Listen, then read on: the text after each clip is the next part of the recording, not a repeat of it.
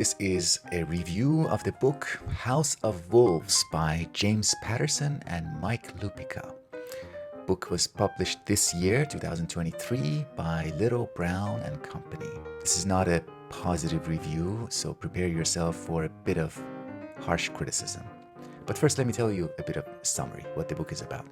The book tells the story of a rich and powerful family who have, among other things, they have ownership of an NFL football team and a major newspaper.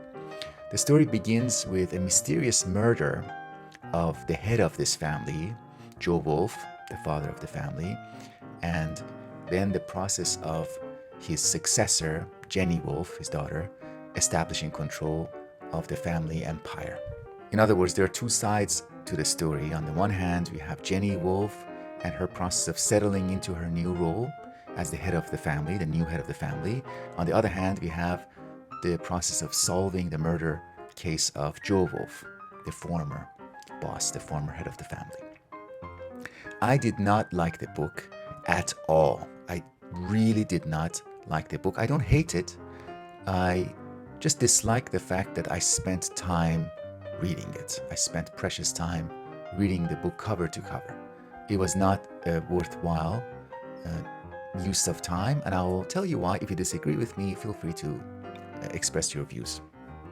Also, I would welcome that. So I didn't like the book, not because it told the story of rich people. I have nothing against wealthy people in principle, and not because I disagree with the value system or the ideas that shape the story, having to do with family dynamics, family drama, prejudice against women, the idea of a powerful woman who is prepared to take up more responsibility than people initially anticipate from her, expect from her. Those are all fine. My problem is with how the writers go about telling the story, how they engage with the world of the story.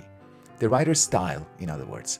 And I'm not talking about their language style, the way they use language. I'm talking about their vision and the overall style of engaging, as I said, with the world within the book. The books that I like, the works of fiction that I find valuable and enjoyable, are those where the writer or writers are going through something themselves. It's not just us, the reader, that is going through something. You can tell that the writer, while they were writing this work, they were going through a creative process.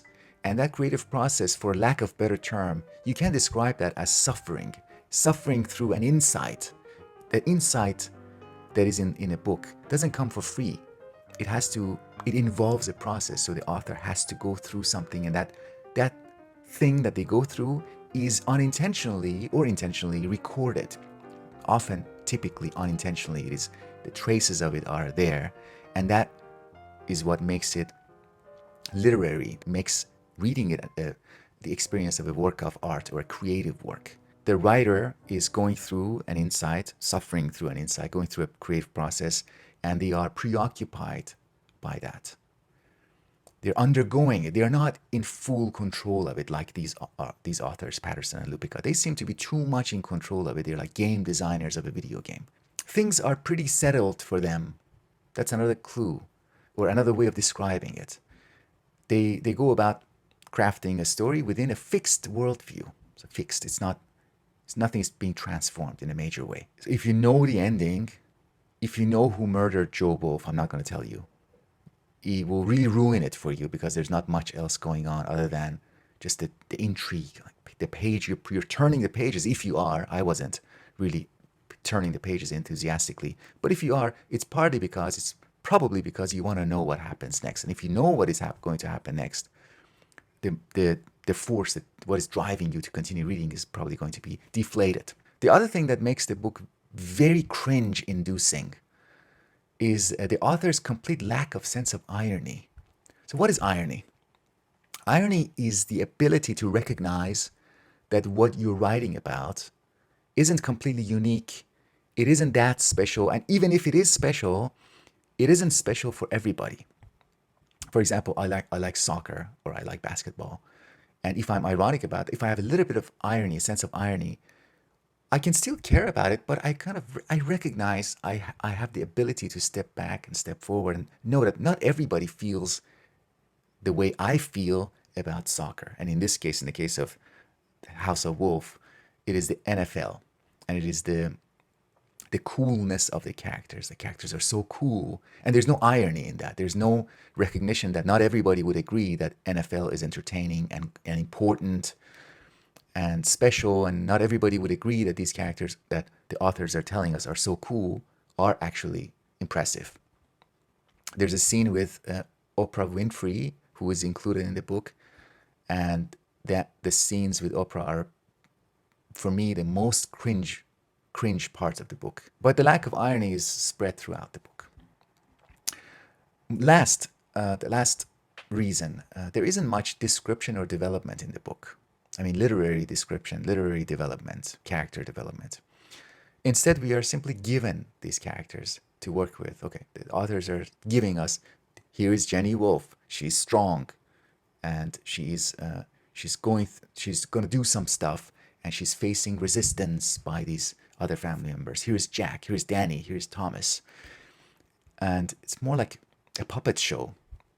And you immediately see, like, you at least not always, but you occasionally feel the presence of the puppet masters. And puppet, I think, is a really good metaphor here, because there's that lack of description. If you look at the face of a puppet, there's no facial expression. There's no change in the face of a puppet.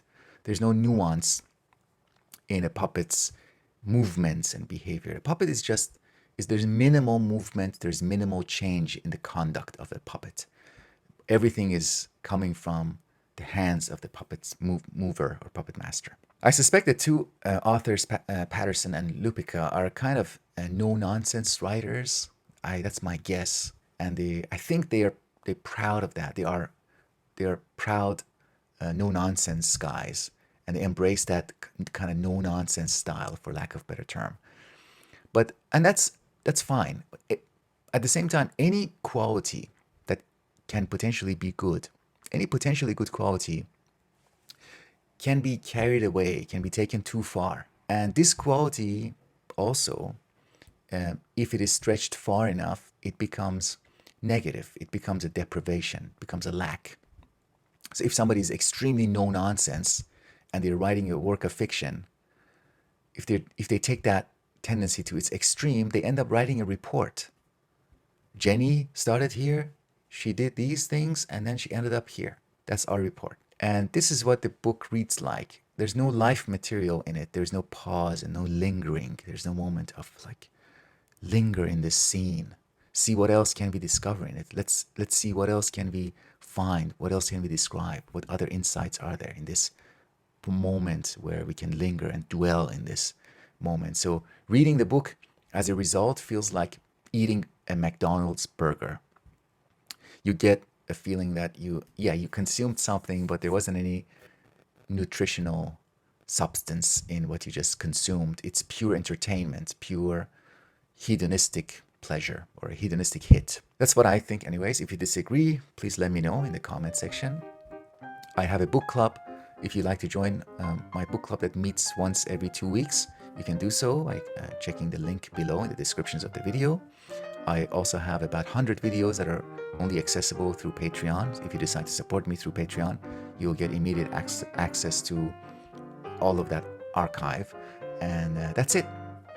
Take care, and I will speak with you in future videos. Oh, please, if you like the video, like and subscribe and all of that. Thank you. Till next time.